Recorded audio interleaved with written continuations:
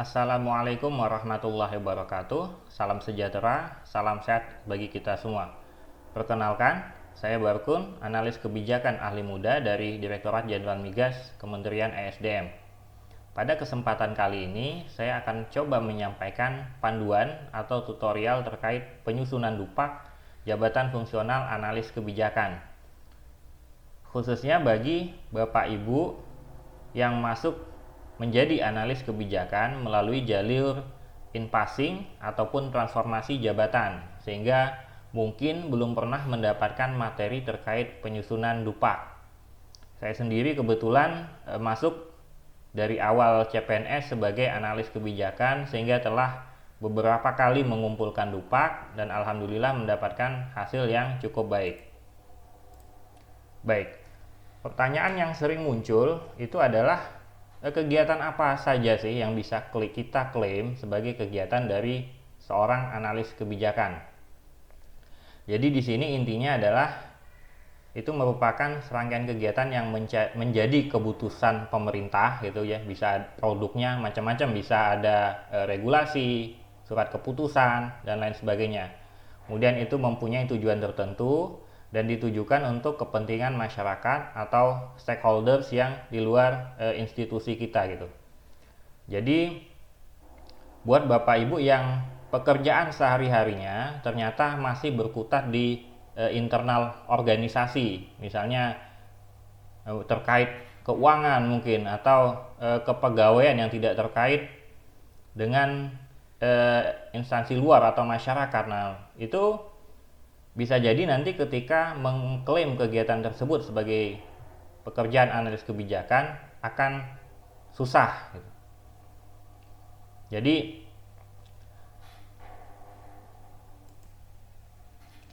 yang lebih mudah untuk diklaim sebagai hasil pekerjaan analis kebijakan adalah teman-teman yang bekerja sehari-harinya di direktorat gitu, yang memang sehari-hari menangani masalah kebijakan. Itu hampir semua yang dikerjakan di situ merupakan pekerjaan dari analis kebijakan.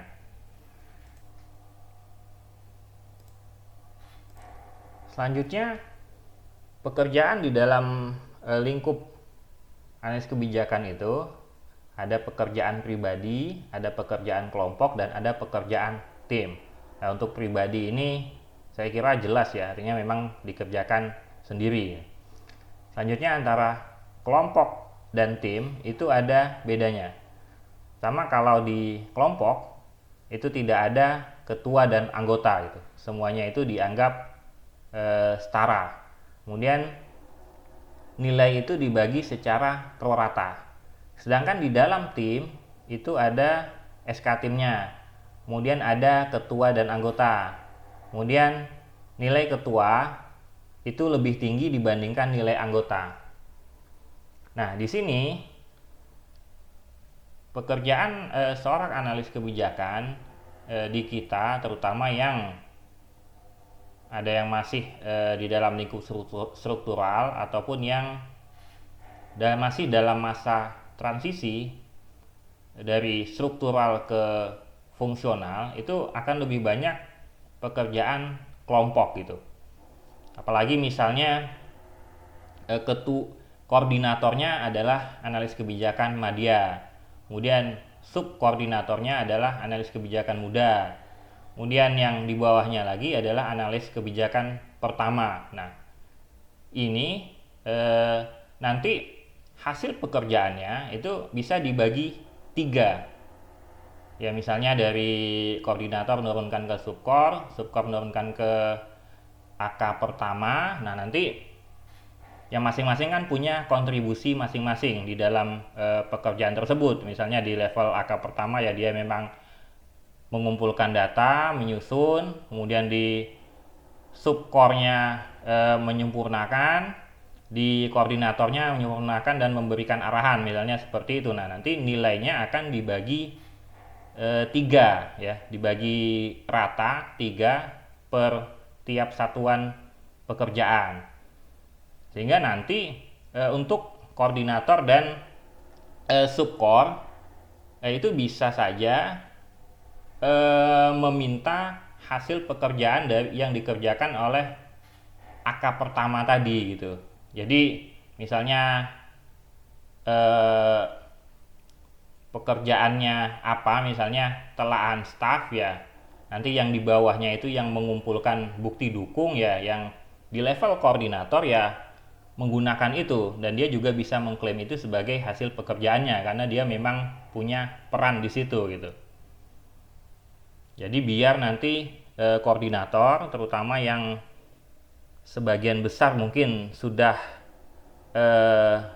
veteran gitu ya, sudah sepuh, sehingga akan kesulitan dalam mengumpulkan hal-hal administrasi seperti itu, sehingga nanti bisa dibantu di bawahnya gitu. Itu kemudian selanjutnya ini adalah satuan hasil pekerjaan analis kebijakan. Jadi ada yang namanya karya tulis kedinasan ya, bentuknya macam-macam. Nah, di sini yang paling umum mungkin ada telaan staf, kemudian bahan pidato, ceramah, presentasi, dan lain sebagainya. Jadi ini yang dasarnya adalah disposisi atau tugas dari atasan. Kemudian ada yang namanya karya tulis ilmiah. Ya, ini yang bisa dibuat tanpa adanya disposisi dari atasan gitu. Jadi bentuknya bisa policy paper, policy brief, dan lain sebagainya.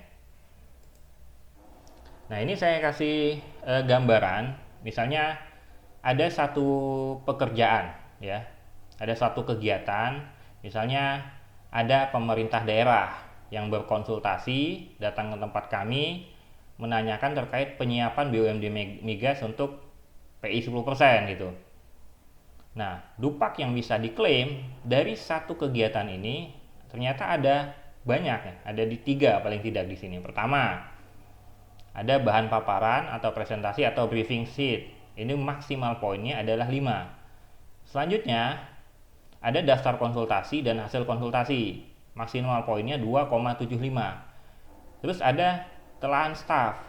Maksimal poin juga 5 gitu. Jadi dari satu kegiatan itu, sebelum kegiatan dimulai, dari pimpinan minta disiapkan bahan, kemudian saat rapat berlangsung dicatat daftar konsultasinya apa, hasilnya apa, kemudian setelah selesai kegiatan dibuat telaan stafnya, dilaporkan ke pimpinan. Jadi ada 3 poin ini yang bisa dijadikan untuk dupak, dan poinnya bisa dibagi-bagi tadi. Nah, kemudian hasil pekerjaannya mencakup permasalahan, ada kajian analisis, dan ada rekomendasi kebijakan, kemudian digunakan oleh pimpinan gitu. Jadi kalau pekerjaan tersebut digunakan oleh pimpinan yang nanti akan dilampirkan dengan buktinya, nah ini akan poinnya menjadi lebih tinggi. Dan sini ada bukti-bukti kegiatan bukti-bukti yang bisa dilampirkan, misalnya undangan, disposisi atau surat tugas, hasil pekerjaan, kemudian surat pernyataan digunakan oleh pimpinan. Nah, ini selanjutnya file atau dokumen yang harus disiapkan dalam menyusun dupak atau mengumpulkan dupak ya. Yang pertama ini administrasi. Ini Bapak Ibu saya yakin sudah sangat paham, misalnya SKP, DP3, SK pangkat terakhir, SK jabatan terakhir. Ini nanti harus dikumpulkan. Nah, selanjutnya ada yang disebut surat pernyataan melakukan kegiatan atau SPMK yang nantinya akan ditandatangani oleh atasan. Kemudian ada form self assessment, yaitu hasil penilaian kita sendiri atau penjelasan kita terhadap hasil pekerjaan kita gitu. Jadi yang menilai pekerjaan kita itu bisa saja dari instansi yang berbeda. Ya, misalnya ada yang masih terpusat di LAN, atau misalnya kami sesama Kementerian SDM yang menilai bisa jadi dari unit yang berbeda. Nah, di sini kita menjelaskan pekerjaan kita sehingga tim penilai itu bisa paham gitu. Misalnya yang terkait teknis, PI 10% itu apa sih, atau POD itu apa, itu kita coba jelaskan di situ, peran kita apa dan lain sebagainya. Nanti ada formnya. Kemudian ada tabel perhitungan dupak. Jadi masing-masing satuan hasil itu ada poin-poinnya berapa, kalau ada bukti yang kurang berapa, dan sebagainya. Kemudian ada form dupaknya yang nanti akan dikumpulkan. Kemudian ada dokumen bukti dari masing-masing kegiatan. Nanti kelengkapan dokumen ini nanti saya taruh di kolom deskripsi, silakan untuk di-download. Oke, baik. Kita sekarang langsung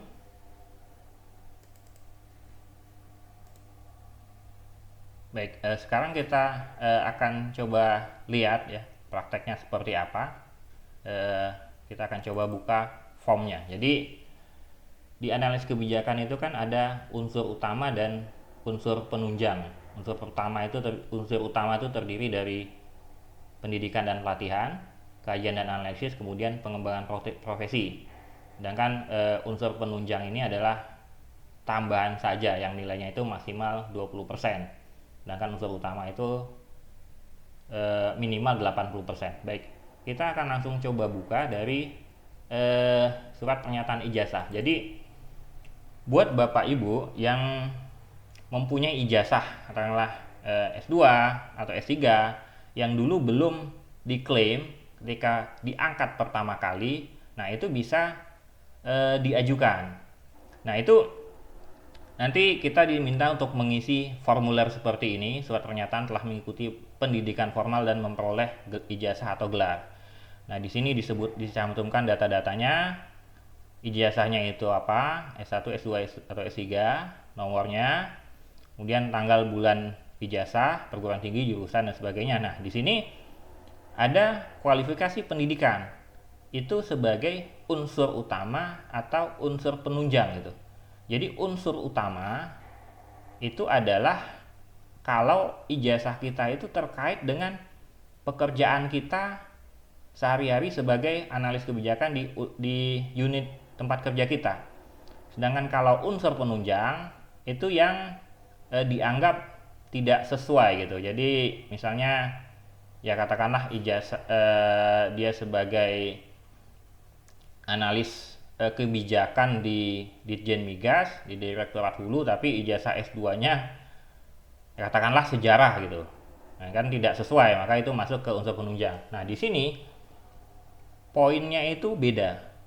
Ya ini kalau dia menggunakan aturan yang lama, kalau dia masuk sebagai unsur utama, maka poinnya maksimal 10 poin.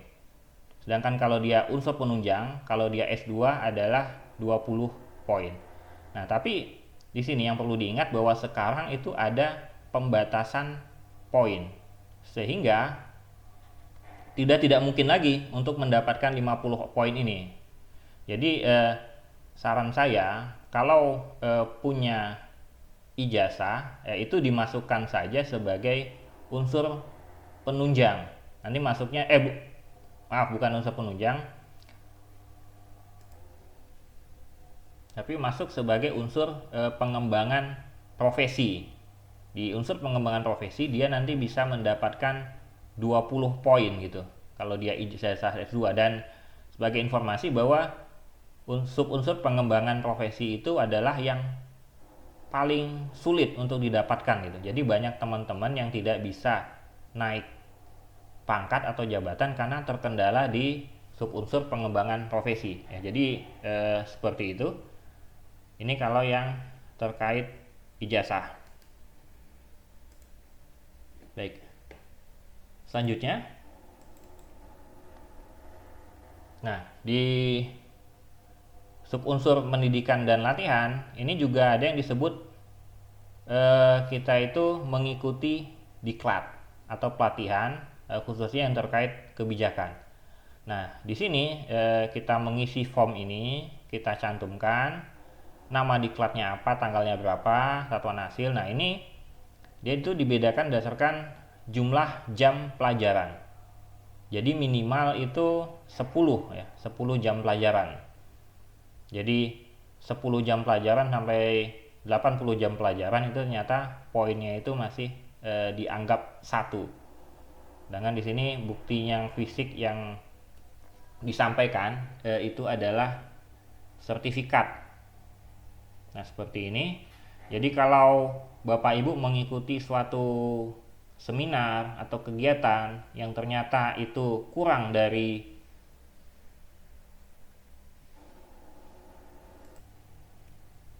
10 jam, maka itu tidak bisa dimasukkan ke sini, tapi nanti akan masuk di unsur penunjang. Baik, demikian terkait unsur pendidikan dan latihan. Selanjutnya kita akan coba masuk ke unsur kajian dan analisis. Jadi ini adalah pekerjaan kita sehari-hari yang memang kita kerjakan. Nah, di sini ada banyak sekali yang bisa diklaim ya. Untuk melihatnya, kita coba lihat tabel perhitungan angka kredit.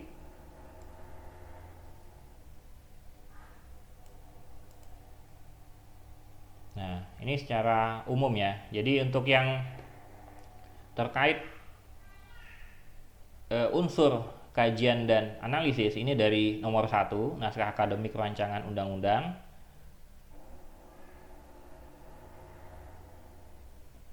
sampai nanti di bawah sampai nomor 22, makalah internasional. Nah, itu masuk sebagai unsur kajian dan analisis. Nah, selanjutnya yang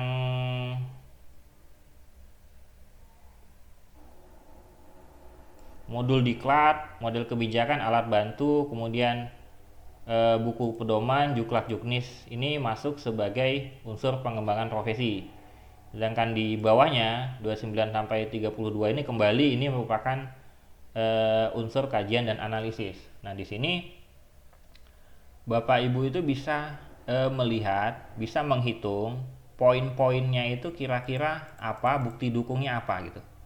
Misalnya yang paling gampang, bahan pidato, presentasi, atau bahan ceramah. Nah, ini bisa dilihat. Di sini ada kriterianya kompleksitas. Kompleksitas itu keluasan cakupan misalnya. Apakah dia internal organisasi, kemudian di sini antar SKPD dalam Pemda atau instansi, kemudian antar kementerian lembaga atau levelnya nasional. Kemudian ada tingkat kesulitannya seperti apa. Kemudian kepatusan isinya seperti apa. Bahasa yang digunakan seperti apa gitu. Nah, kemanfaatannya apa? Ini digunakan sebagai bahan presentasi oleh pimpinan atau tidak. Nah, di sini apabila semua poin-poin itu terpenuhi, nilai maksimalnya adalah 5. Nah, di sini ada hitung-hitungannya, di sini sudah ada, dan itu mengacu pada Permenpan maupun juklak juknis dari LAN. Jadi sudah lengkap di sini, dan ini juga memudahkan Bapak Ibu untuk memperkirakan gitu, apakah mungkin untuk mengumpulkan bahan tersebut atau tidak gitu, apakah mungkin untuk mengumpulkan bukti-buktinya atau tidak. Oke, selanjutnya kita kembali ke form SPMK, sama seperti tadi, kita tulis gitu, kegiatannya apa, tanggalnya apa, tanggal berapa, hasilnya apa, volume kegiatannya berapa, kemudian angka kreditnya berapa gitu. Dan di sini kita tuliskan bukti yang kita punya apa, dinas, daftar hadir, undangan, dan sebagainya. Nah, ini harus kita cantumkan dan nanti kita lampirkan. Nah, kami sarankan Bapak Ibu itu tiap ada kegiatan itu langsung mengisi di sini.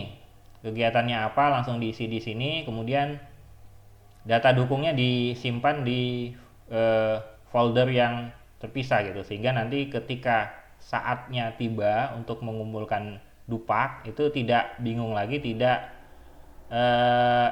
kewalahan untuk mengumpulkan bukti dukung, atau bisa jadi lupa dulu kegiatan apa saja yang sudah pernah dilakukan. Sehingga sangat disarankan untuk setiap selesai kegiatan itu dimasukkan ke dalam SPMK ini ya.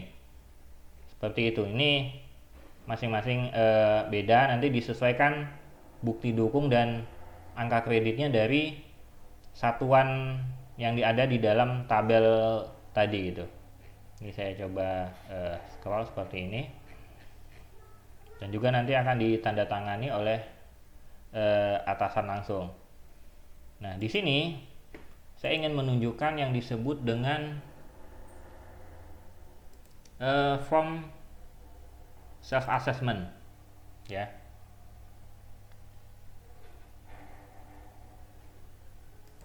Ya, sekilas ya. Jadi form self assessment ini fungsinya kita menjelaskan kepada tim penilai bagaimana proses penyusunan masing-masing satuan hasil dari awal sampai akhir. Kemudian stakeholder yang terkait itu siapa saja. Peran dan kontribusi Anda dalam pengerjaan tersebut seperti apa. Kemudian orisinalitasnya apa gitu. Ini untuk yang satuan hasil policy brief dan policy paper yang terutama yang karya tulis ilmiah. Kemudian kapan satuan hasil tersebut mulai disusun. Nah, kita tulis di sini. Ini untuk memudahkan tim penilai menilai hasil pekerjaan kita. Ya, terutama ini stakeholder yang terkait itu siapa saja, karena nanti kan poinnya berbeda kalau dia level nasional dengan internasional dengan lokal kan beda. Nah, kemudian disampaikan juga peran dan kontribusi kita apa gitu, misalnya menganalisis data. Nah, kalau dikerjakan secara berkelompok atau dalam tim nanti juga akan disampaikan di sini, ditulis misalnya kelompoknya berapa orang atau timnya berapa orang, seperti itu. Nah, baik, itu sekilas terkait form self assessment. Kita kemudian masuk ke subunsur yang ketiga, yaitu subunsur pengembangan profesi. Subunsur pengembangan profesi merupakan subunsur yang dianggap paling sulit dikumpulkan ya, karena ya memang ini ya, baik, untuk memberikan gambaran kita lihat di Permenpan RB nomor 45 tahun 2013 apa saja yang bisa diklaim sebagai unsur pengembangan profesi. Ya, di sini adalah pertama ijazah atau gelar kesarjanaan lainnya yang tidak sesuai dengan bidang tugasnya. Ini tadi ya, seperti ini.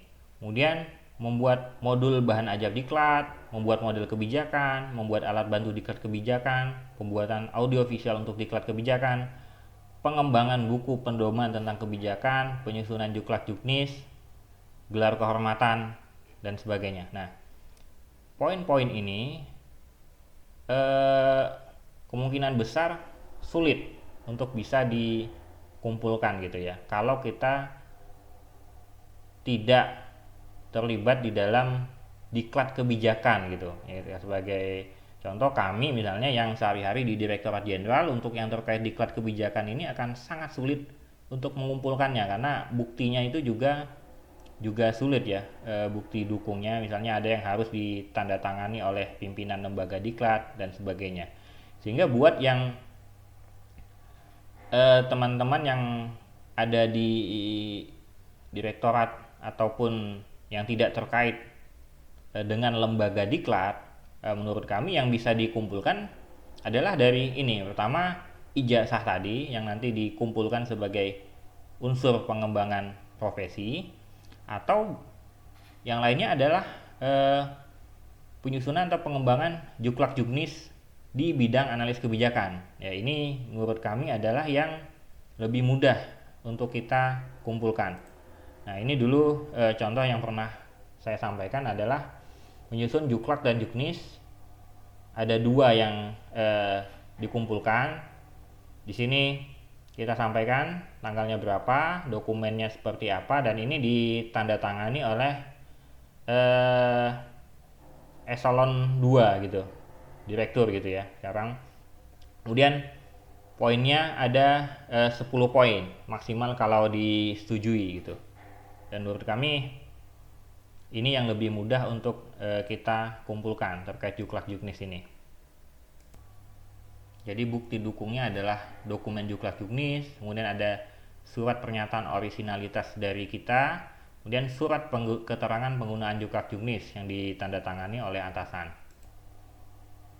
Misalnya kita bandingkan dengan unsur lain yang ada di dalam atau hasil kegiatan lain yang bisa diklaim sebagai unsur pengembangan profesi. Misalnya membuat modul diklat ya. Nah, modul diklat kita lihat buktinya misalnya berita acara pembahasan modul yang ditandatangani oleh pimpinan lembaga diklat. Kemudian modulnya seperti apa, kurikulumnya apa, surat keterangan penggunaan modul diklat gitu. Nah, hal-hal seperti ini saya kira akan sulit gitu untuk kita penuhi. Itulah mengapa banyak sekali teman-teman yang terkendala di sub-unsur pengembangan profesi gitu. Jadi unsur pendidikannya sudah memenuhi, unsur kajian dan analisisnya poinnya sudah lebih itu jauh daripada yang dipersyaratkan, tapi belum bisa naik pangkat atau naik jabatan karena terkendala di sub-unsur pengembangan profesi.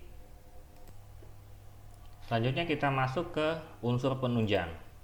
Jadi unsur penunjang ini sebetulnya hanya untuk tambahan poin saja ya, karena sebetulnya yang dipersyaratkan untuk naik pangkat atau golongan itu adalah unsur utamanya. Unsur utama minimal 80%, artinya boleh sampai 100%, sedangkan unsur penunjang itu maksimal 20%. Nah, apa saja yang bisa diklaim? Misalnya kita ngajar pada diklat, fungsional atau teknis kebijakan, kemudian kita ikut dalam konferensi atau delegasi ilmiah di bidang kebijakan atau seminar seperti itu, kemudian keanggotaan dalam organisasi profesi, kemudian keanggotaan dalam tim penilai jabatan fungsional analis kebijakan gitu.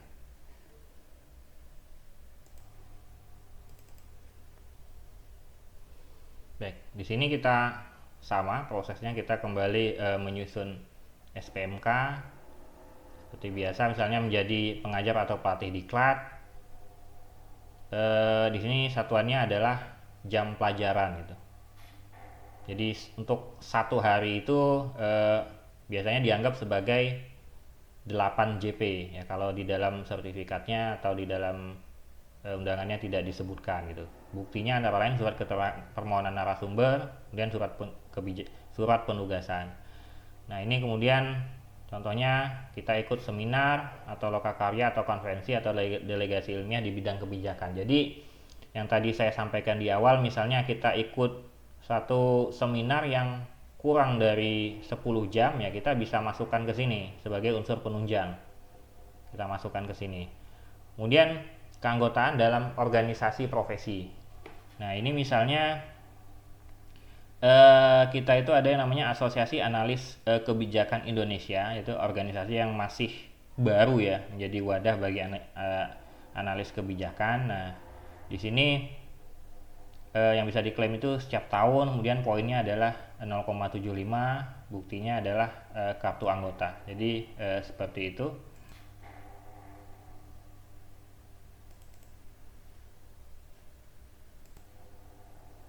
Selanjutnya kita akan mengisi form Dupak ya.